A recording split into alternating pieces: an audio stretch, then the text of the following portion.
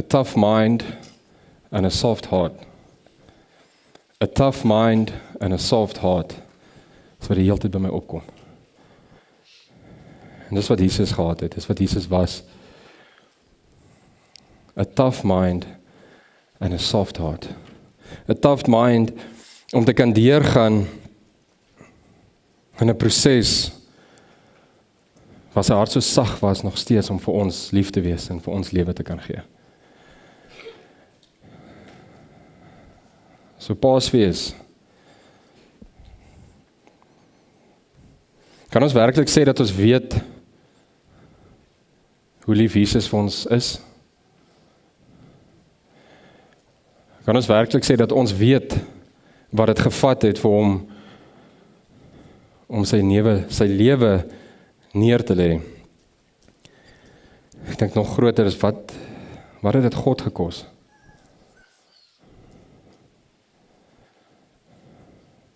Wat het deur God gegaan?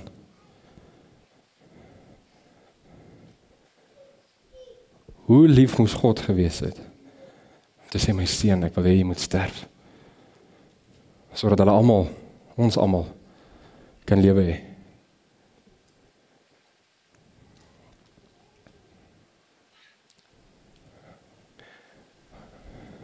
Ons gaan nie vanoggend baie tyd rondom die kruis spandeer nie, maar ons gaan ons 'n bietjie verder terugvat.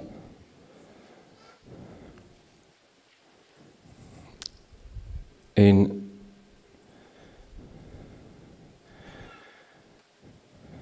die opskrif van vanoggend is die doringkroon van oorwinning.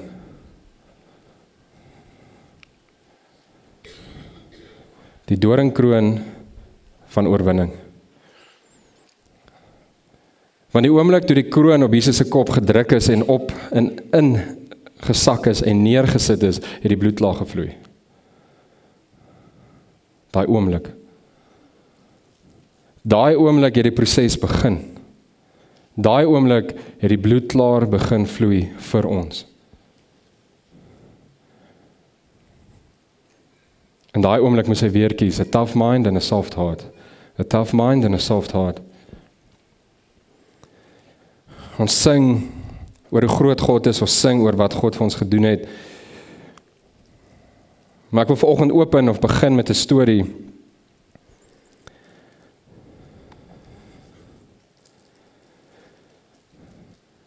Want jy sien, die kruis, die kroon, die pad, op pad kruis toe, die kruis homself en hierdie naweek, Paasfees, het een ding toegelaat.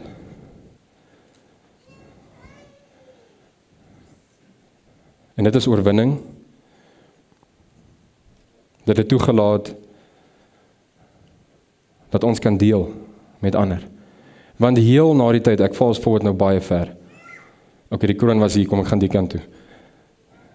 Heel na die tyd het Jesus gesê wat? Met die gate in sy hande, het hy vir sy disippels gesê,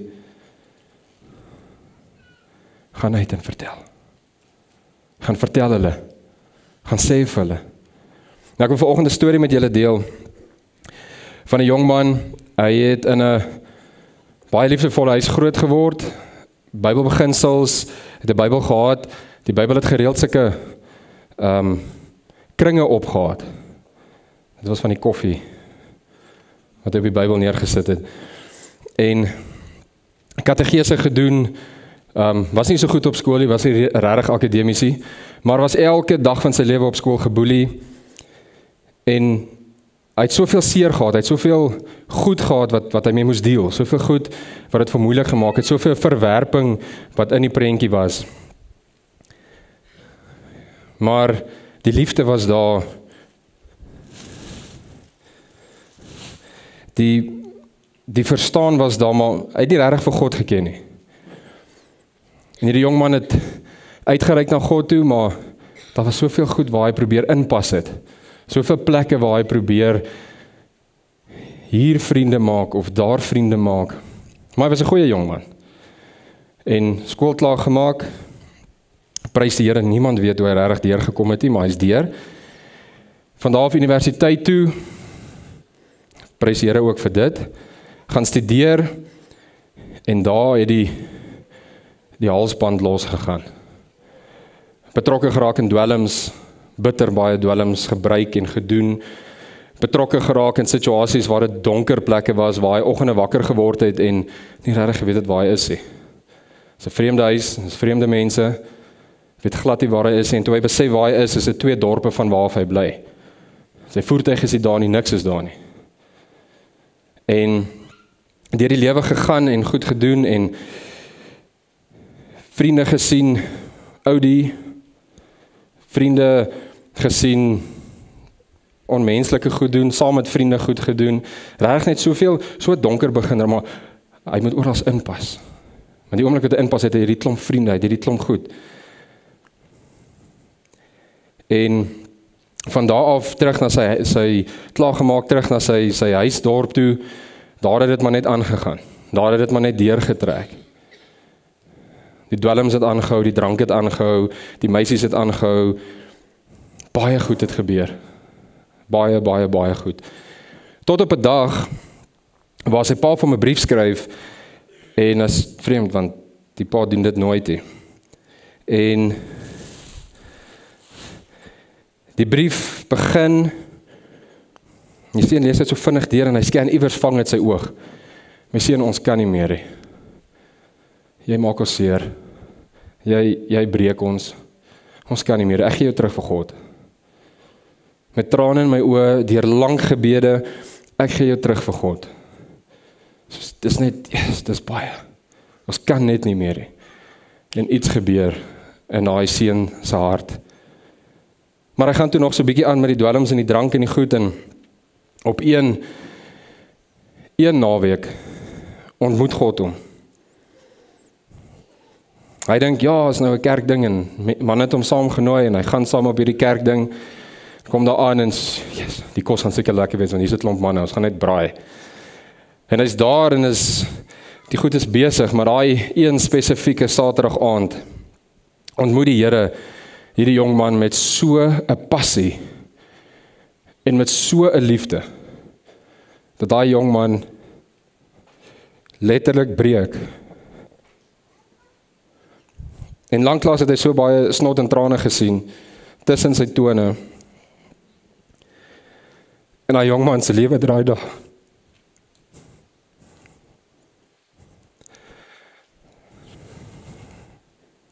How great is our God? Hoe groot is ons God? En as ons nie kan testify nie, we will be nothing. He will be nothing. He needs us. En die storie stop nie daar nie. Die dwelms het daar gestop, die drank het daar gestop, al die ander goed het net daar gestop, daai naweek. Die seun gaan huis toe, en hy ry so in die driveway op, en hy kyk so links, en hy sien sy pa is besig om die gras te sny, waar hy gewoonlik langer in die kar so sit, net dat pa eers gou die gras klaar sny, en alles klaar weggooi, en die gras net klaar skoon maak. Klim my uit. Hy stap om die kar,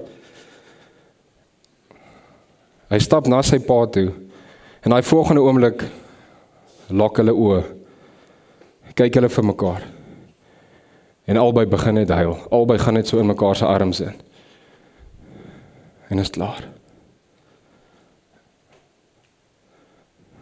En hulle is by mekaar. Daai oomblik was een van die beste oomblikke in my lewe. Ek is daai jong man.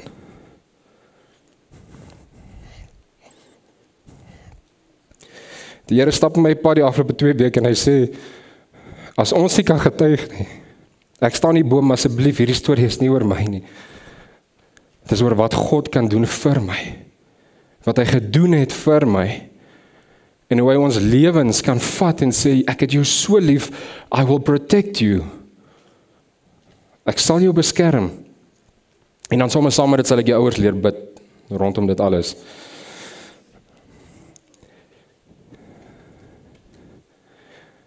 Paasfees gaan oor getuienis.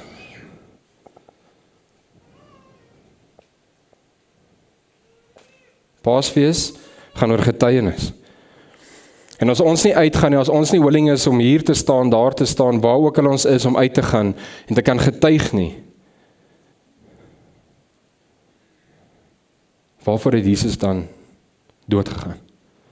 Waarvoor het Jesus dan die kroon aanvaar en waarvoor het hy die lyding verduur tot aan die kruis? Ons is verantwoordelik vir daai getuienisse. Ons almal is verantwoordelik vir daai testimonies. En ek weet die bo staan is nie waardig om die bo te staan nie, behalwe deur God wat vra en sê, ek kan maar. En so is elkeen van julle wat hier is, elkeen van ons wat inluister. Vandag gaan dit oor die kroon. Dit gaan oor die proses wat hier al begin het. En Jesus het gesê vir jou, for you I will have a tough mind and a soft heart. And for you I will go through the process to give you life.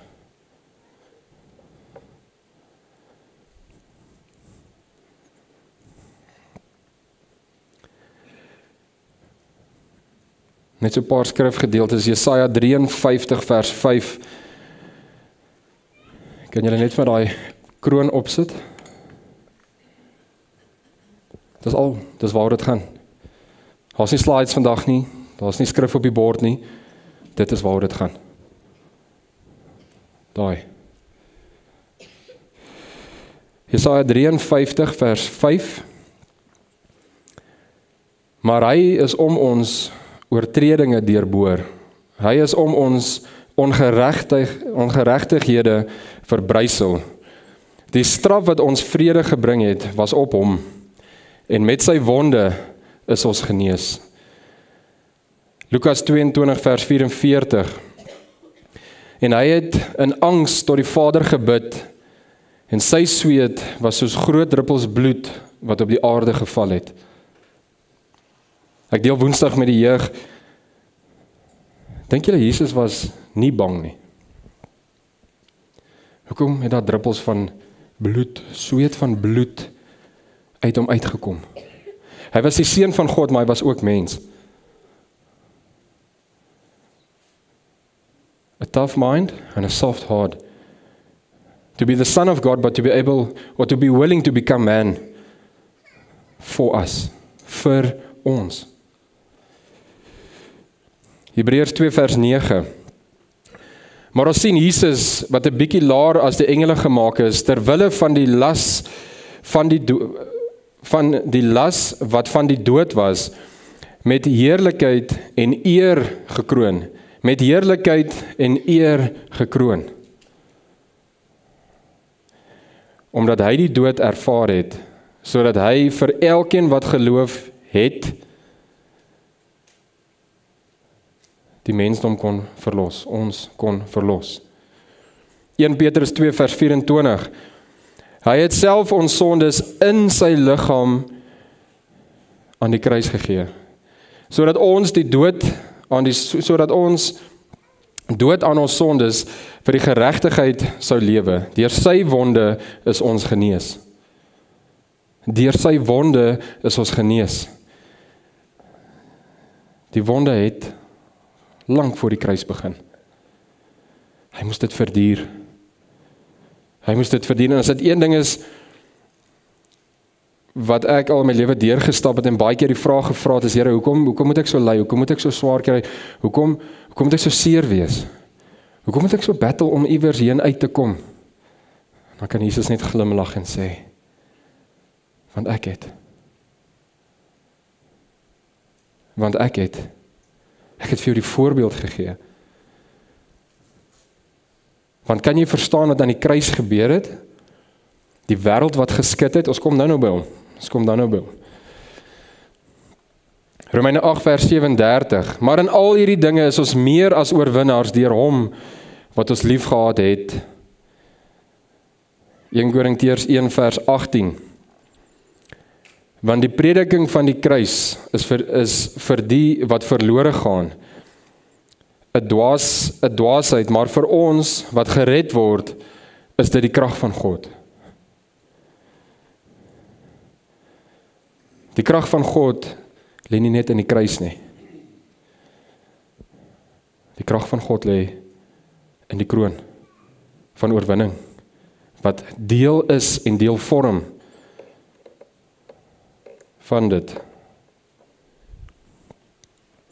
In Johannes 4 vers 9 tot 10, hierin is die liefde van God aan ons geopenbaar, dat God sy eniggebore seun in die wêreld ingestuur het, sodat ons deur hom lewensmag kan hê. Wie van ons het hierdie jaar al magteloos gevoel?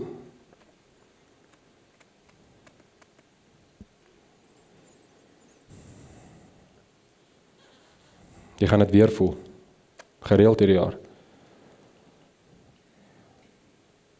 Maar as jy die besluit soos Jesus maak om te endure, om deur te gaan, om bly jou voete vorentoe te sit,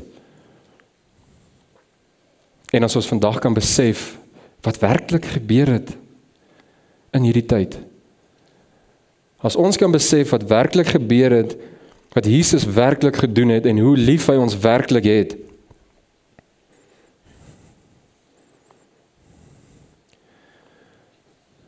gaan ons hom lekker kan kos maak uit hierdie ding uit.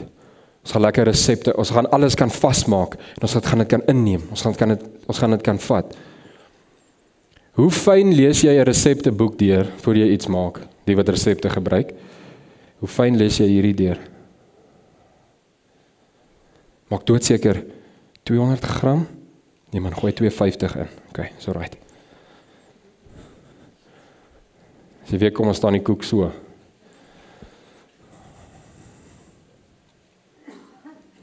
As ons verstaan hoe lief Jesus ons het, hoe lief God ons het, gaan ons by hierdie plek uitkom. Sodat ons deur hom lewensmag kan hê. Sodat ons kan mag oorneem van wat my fisiese liggaam dalk wil doen, wat nie van God af is nie, sodat ons kan lewensmag neem in die wêreld en in die gees. Hierin is die liefde, nie dat ons God lief gehad het nie, maar dat hy ons lief gehad het en sy seun gestuur het as versoening vir ons sondes. Die doringkroon is 'n simbool van lyding. Die kruis is 'n simbool van slaag. It's finished.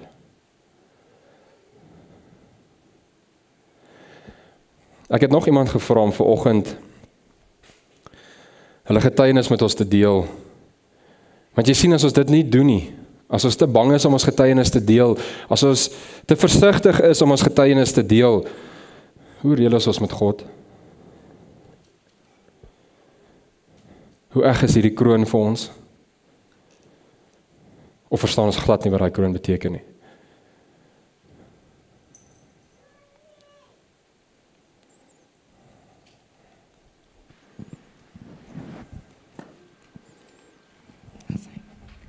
Hallo almal, vir die wat my nie ken nie, ek is Lenay.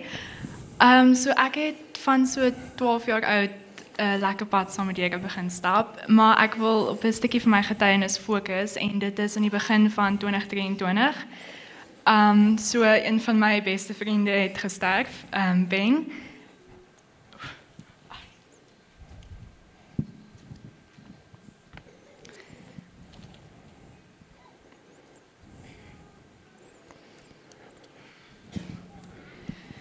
Toe ek eers hoor, toe eigenlijk, of course, en toe ek bietjie bedaar het, toe skop ek teen. Ek is soos, nee, dit kan nie wees nie.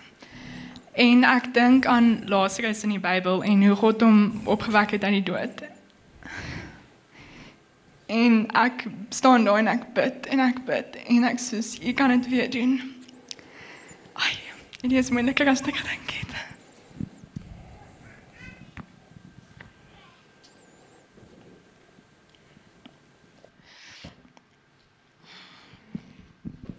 Soos julle weet, hy is toe nie uit die dood uit opgewek nie. En in die maande wat volg het ek maar net aangegaan. Ek het nie daaraan gedink nie, want al het dit my gepla, ek wou nie daaraan dink nie.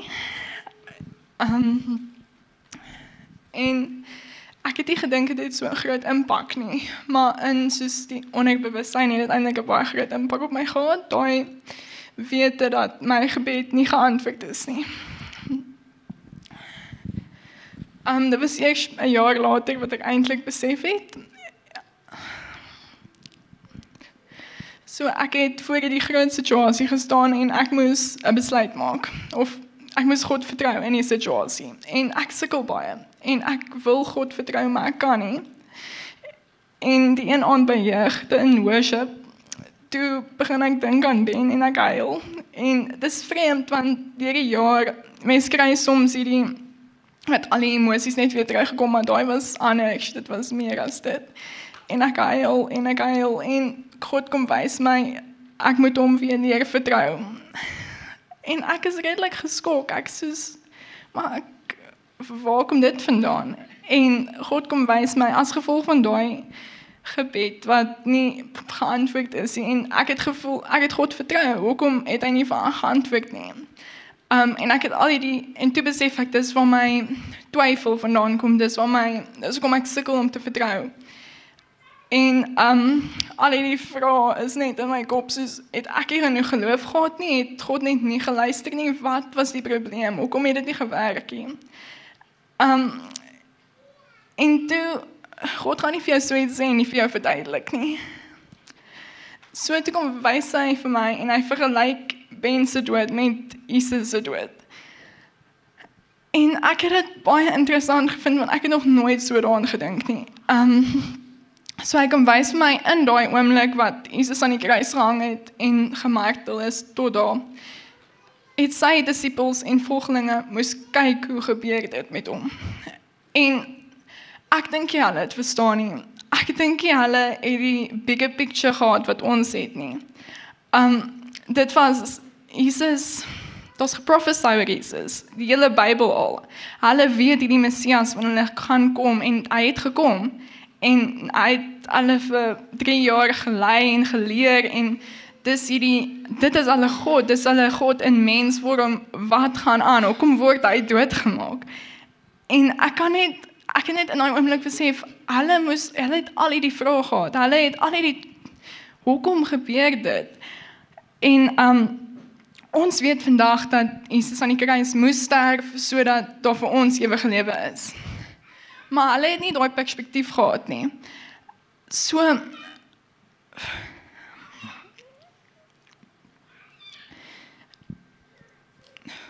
wat God vir my kom wys het, is dat ons hom moet vertrou. Want ons het nie die groter prentjie nie. Ons het dit nie, ons is nie God nie. As ons dit gehad het, sou die lewe dalk baie makliker gewees het, maar dit is nie God dit wou gehad het nie. Ons het nie die bigger picture nie. En ons kan God vertrou, want hy het die bigger picture. Hy is in beheer. En een ding wat ek ook baie duidelik besef het, is God maak nie foute nie. Hy het nie vergeet om te luister na my gebed nie. Hy maak nie foute nie. En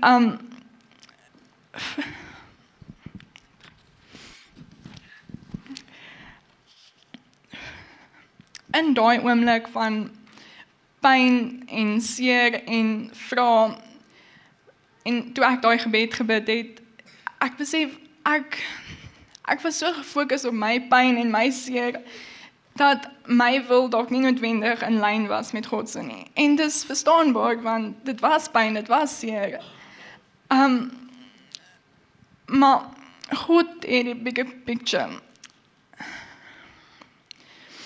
En God werk alles ten goeie uit.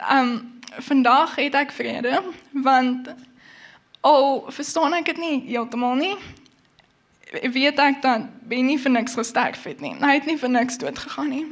Net soos God ook nie, Jesus, ook nie vir niks gesterf het nie. Jesus het gesterf sodat ons mag lewe hê. Dit was die bigger picture. En ek weet Ben het nie vir niks gesterf nie. Ek het sy naam al in te veel jong mense testimonies gehoor om te dink hy het vir niks gesterf nie. So, op die einde het God oorwin. En al het dit vir my nie in die oomblik so gevoel nie, kon ek hom vertrou. En daar is nog steeds rede om hom te vertrou, want hy is God, hy is in beheer. En ook te danke aan Jesus wat aan die kruis gesterf het, wat ons juist nou hierdie naweek vier, sien ek uit om weer eendag vir Ben te sien.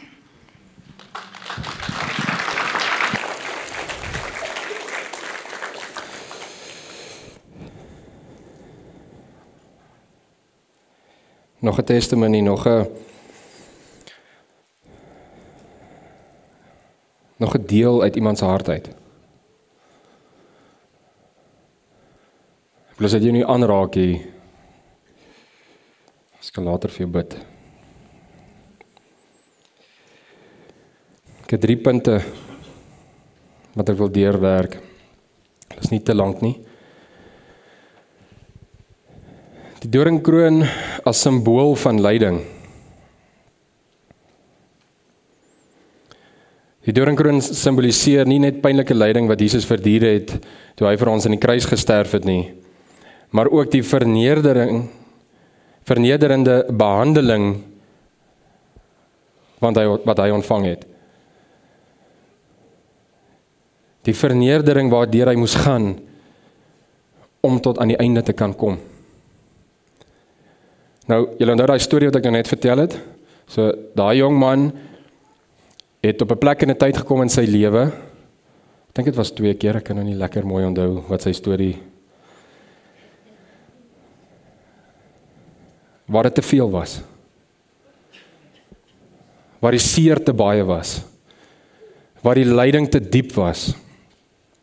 En hy het 2 oomblikke in sy lewe gehad waar hy gedink het, is beter.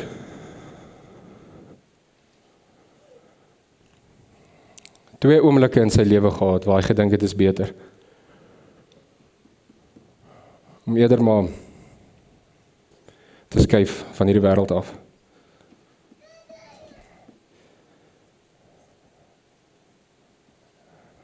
En ons leer om te verduur, ons leer om deur te gaan. Maar die Here is so goed en hy beskerm. Of hy's daar. Hy's by dit. Hy's binne dit.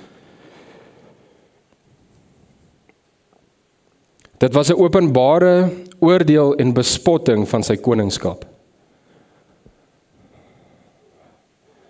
Dit was 'n openbare bespotting en oordeel van Jesus se koningskap, van God se koningskap. Dit is presies wat hulle wou doen in daai tyd. Dit is presies wat hulle bereik het.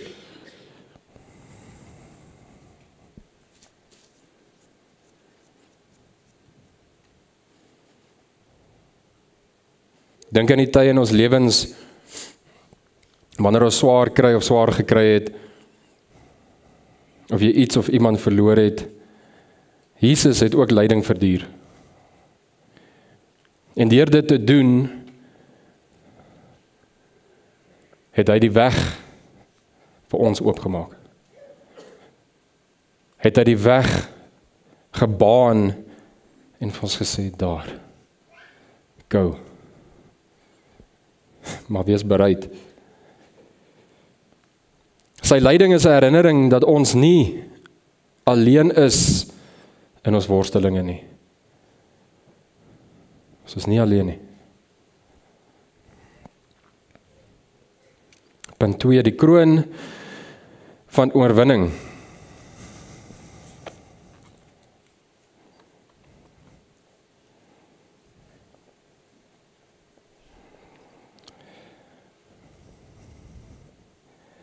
Alhoewel die doringkroon 'n simbool van lyding is, beteken dit ook dat Jesus se lyding nie die einde was nie. Hy het deur die dood gegaan en is opgewek, wat die grootste oorwinning oor sonde en die dood simboliseer.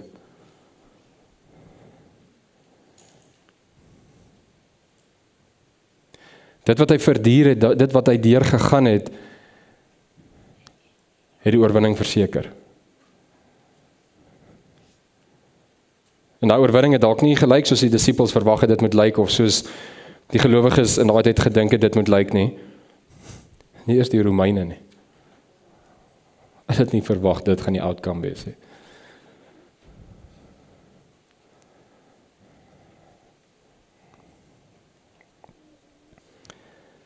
Romeine 5 vers 8, maar God bevestig sy liefde teenoor ons, deurdat Christus, terwyl ons nog sondaars was, vir ons gesterf het.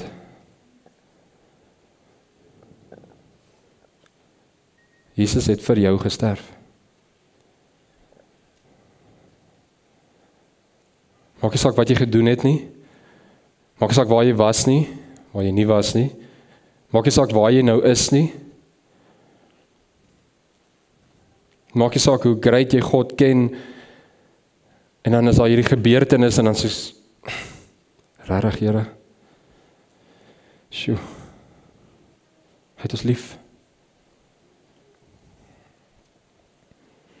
Wanneer ons oorwinning in ons lewens ervaar, is dit dikwels na 'n tyd van lyding.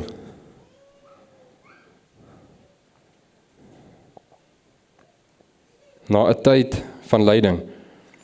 Dink aan 'n atleet wat 'n wedloop hardloop teenoor teenstanders. Hy moet hard werk, daar's pyn in die werk, hy moet tyd insit, moeite, daar's voorbereiding, lang voor jy die wedloop begin hardloop. Lang voor jy daar uitkom en dit net moet doen, eers is daar 'n klomp goed wat moet gebeur.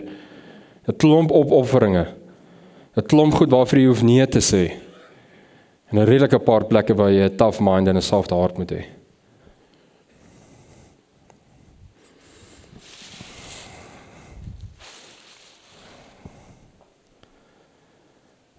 Nommer 3. Dis maar die mooiste. Die belofte van oorwinning en liefde. Die belofte.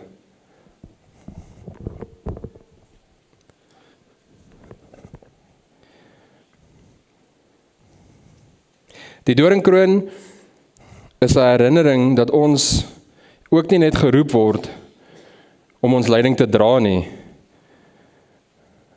maar ook om dit uit die liefde van Jesus te leef, maar ook om uit die liefde van Jesus te leef. Jesus het daai kroon wat hier oral indruk en is bloed, en hy's geslat soos, ek dink geen fliek gaan ooit vir ons kan wys, geen skrif gaan ooit vir ons kan wys wat daar gebeur het. It's not possible. It's not.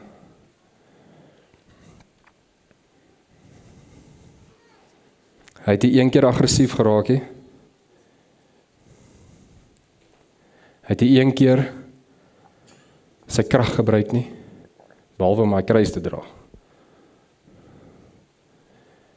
Hy het nie een keer die proses probeer stop nie.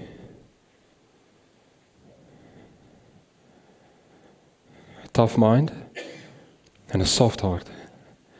En my prentjie as ek deur die skrifte gaan, en my prentjie van vandag is, met daai kroon op sy kop, met die proses waardeur hy gegaan het. Elke slag as die Romeine vir hom so probeer loer het, en het ons jou, het hy vir hulle gekyk met liefde. Het hy vir hulle gekyk met, yes, as jy maar net weet. Het hy vir hulle gekyk met soveel jammer in sy hart, omdat hy weet, hulle weet nie waarmee hulle besig is nie.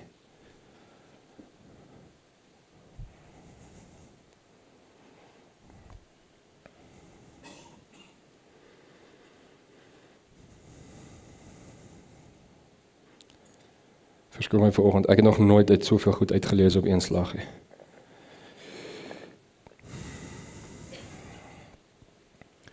Die liefde as kenmerk.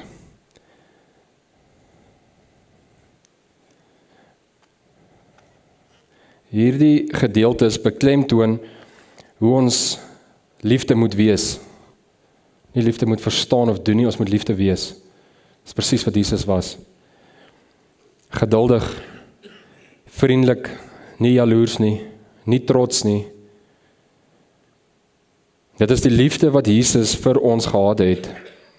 Hy het nie net vir ons gesterf nie, maar hy het ook 'n voorbeeld van onvoorwaardelike liefde gegee, regdeur. Regdeur. Tot aan die kruis Weer my prentjie brein, Romeine is hier onder, die soldate is hier onder, en hulle is soldate, hulle is manne, hulle praat 'n klomp goed, beplan 'n klomp goed, en wie gaan nou eerste, en wie gaan nou dit. En Jesus, glo ek, met sy sagte hart het net afgekyk, het gesê, Vader, ontmoet hulle. Vir hulle gekyk, en ek dink hulle het so frustreerd geraak, want hierdie Jesus wat nou hier hang, kyk dan met soveel liefde vir my. Stop het, moenie dit maak my bang, of dit maak my kwaad. In sy posisie van leiding, kyk hy met liefde. Gee hy liefde.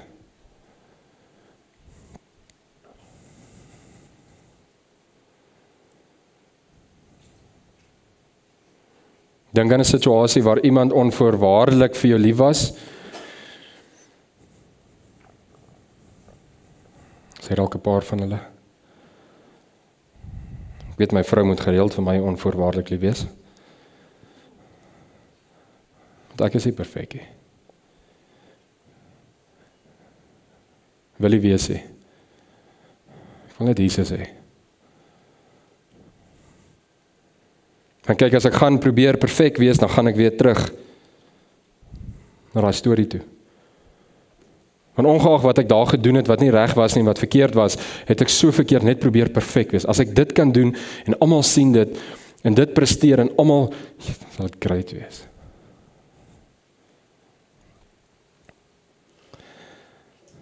Dis een van die grootste leuns wat ek nog ooit geglo het. Hierdie liefde kan ons aanmoedig om dieselfde verander te doen, selfs wanneer ons 'n doringkroon van ons eie moet dra. Selfs wanneer ons self deur lyding moet gaan. Selfs wanneer ons eie lewe moet neerlê vir die koninkryk van God. Vir die situasie wat God jou voorroep, kan ons sê ons is bereid om my kroon op te sit. Ons is nie Jesus nie. Ons kan nooit totaal en al soos hy wees nie, maar ons kan streef om sy voorbeeld te volg deur die lyding. En in die lydingsproses nog steeds liefde hê. 'n tough mind en 'n soft heart. Die heeltyd. Deur Jesus se voorbeeld kan ons 'n verskil maak in ander se lewens.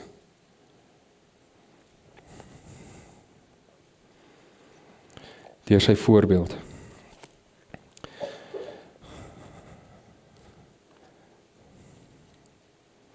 Kolossense 2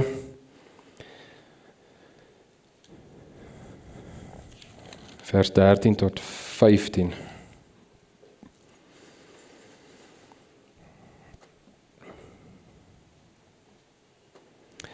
En hier is waar dit regtig. Hier is waar dit regtig die stempel van Jesus Christus op ons harte neerdruk. En hier is waar dit regtig waar die weg oopgemaak is en gesê is, gaan. Ja, maar ek is nog nie reg, nog nie perfek. Ek het dit nooit gevra nie. Gaan. Gaan net. Bly net gaan. Just go. Vanaf vers 13. Julle was dood deurdat julle gesondig het en deurdat julle sondige natuur nog nie weggeneem was nie. God het julle egter saam met Christus lewend gemaak deurdat hy ons al ons sondes vergewe het. Ons is egter lewendig gemaak. Ons is egter die lewe gegee deur Christus wat hy, God, die koninkryk van God, alles skoon gemaak het. Alles vergewe het. Ja, maar Jesus, ek sukkel nou nog met hierdie een angsdingetjie, of ek sukkel nog met hierdie anger issue. As God sê alles, is dit alles. As ons kan opgewonde raak oor die beloftes van God, wat mooi goed is, wat hy lekker goed sê, hoekom kan ons nie opgewonde raak wanneer hy sê die sonne is klaar nie? It's done, it's finished.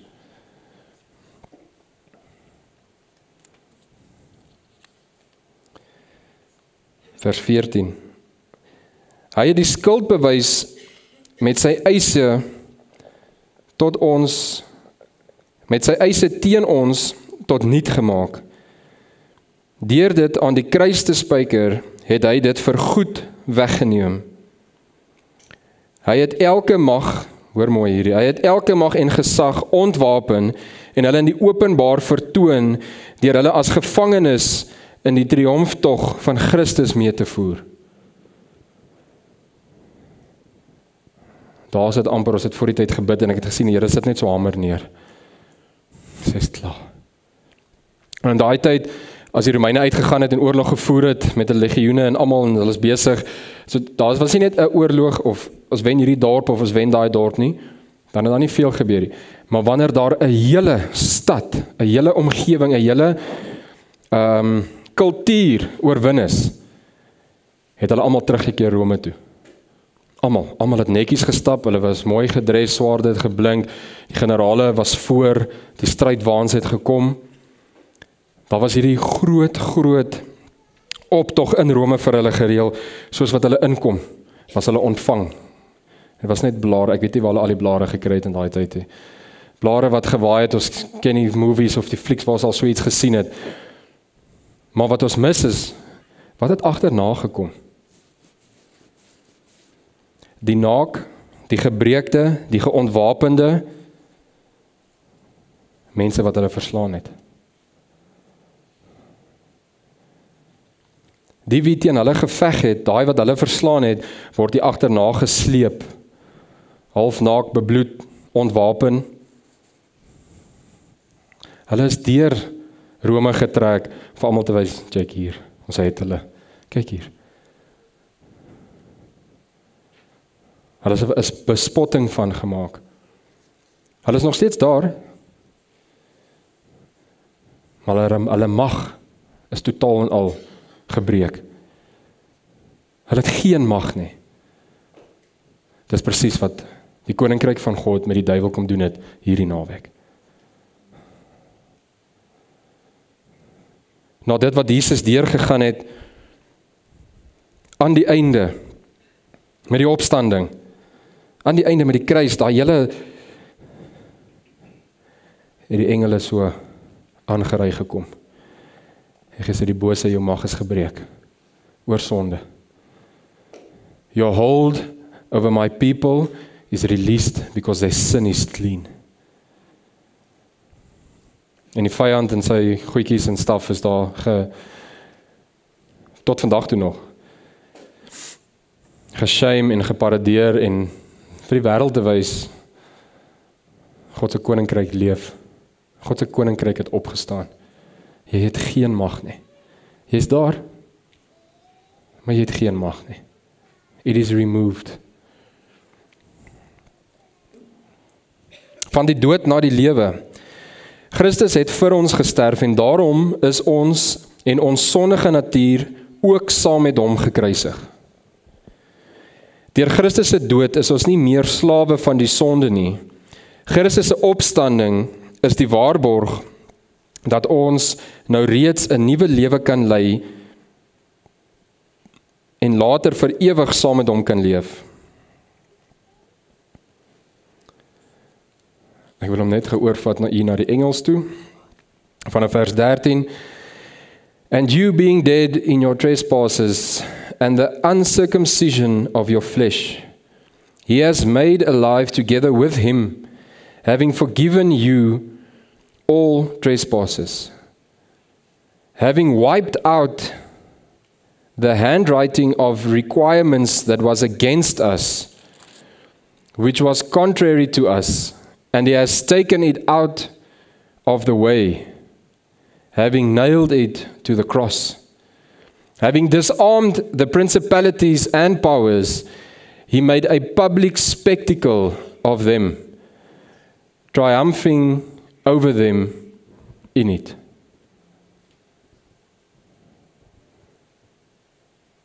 So die kroon, waar die lyding begin het, dit wat Jesus deurgestap het en aan die eind by die kruis, dit was bad, dit was sleg, dit was nie lekker nie. Ek dink na die tyd, het God daarbo gesit en sê, yes, well done my son. En hy het vir die vyand gekyk, en hy het aangegaan. Hy het nie om dop gehou nie. Hy het vir die vyand gekyk, en hy het aangegaan. En die vyand het geweet wat so pas gebeur het. Hy is gedismantle, hy is gedisarm,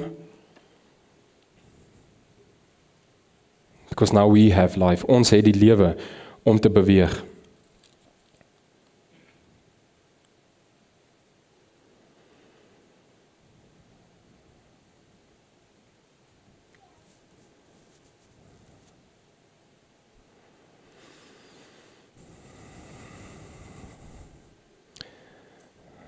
Ek weet nie wie wonder al hoekom ek so baie hierdie swart sakke rondskuif nie.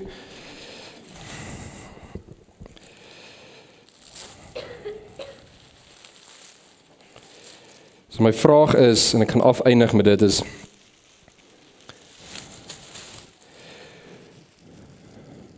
wanneer laas het jy getuig oor God?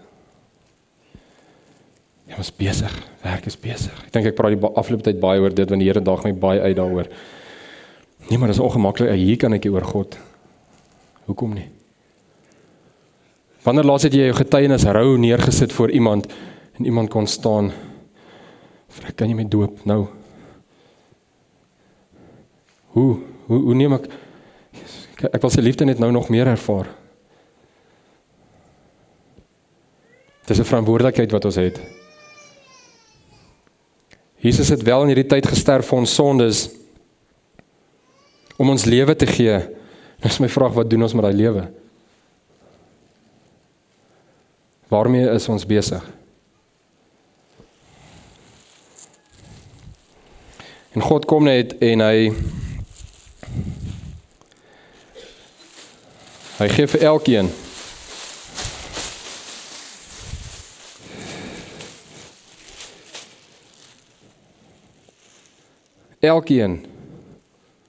het 'n kroon. Elkeen, ek moes nou die dag op die plaas baie mooi met my skoonouers vir Frans verduidelik, jy kan nie die prinseskroon dra nie. Seentjies dra nie prinseskrone nie. En dit my skoonma en my vrou klaar van gesê, nee, maar seentjies kan krone dra. So ek, ja, maar papa sê vir jou ander een maak. Okay. Nie die prinses een nie.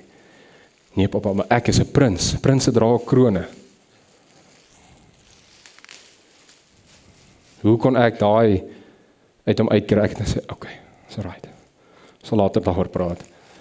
So ek wil jou uitdaag om vir jou 'n kroon te kom vat. Want die krone is vir almal. Maar sê ek gaan jou nie uitdaag nie. So kom vat vir jou 'n kroon. Maar ek wil jou ook uitdaag as jy dit so voel, jy kan een vir jou gesin vat, jy kan een vir jouself vat.